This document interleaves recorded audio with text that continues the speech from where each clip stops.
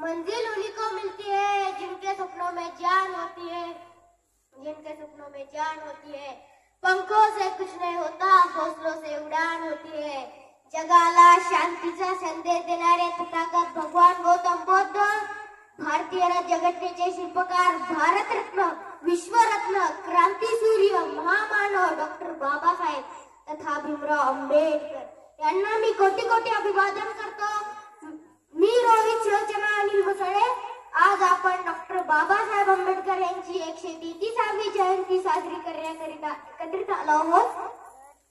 आदरणीय अध्यक्ष महोदय व व्यासपीठावरील प्रमुख उपस्थित पाहुणे मंडळ, तसेच जमलेल्या माझ्या माता भगिनी व बालमित्रांनो, तुम्हा सर्वांना डॉक्टर बाबासाहेब आंबेडकर यांच्या 133वी जयंतीच्या खूप खूप शुभेच्छा व नमस्कार।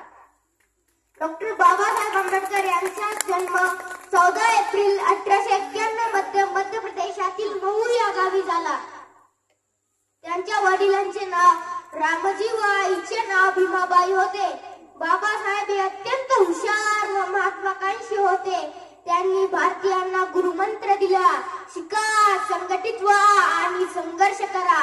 शिक्षण हे वाघिणीचं दूध आहे, जो पेईल तो गुरगुरल्याशिवाय राहणार नाही, तो गुरगुरल्याशिवाय राहणार नाही।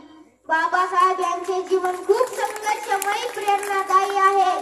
ते 6 डिसेंबर 1956 ला महापरिनिर्वाण झाले। डॉक्टर बाबासाहेब आंबेडकर यांना भारत सरकारने सन 1990 ला भारतरत्न हा पुरस्कार प्रदान केला।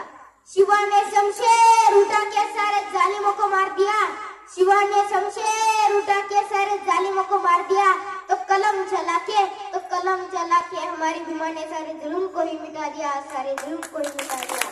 फूलों की कहानी बहारों ने लिखी, रातों की कहानी सितारों ने लिखी, फूलों की कहानी बहारों ने लिखी, रातों की कहानी सितारों ने लिखी।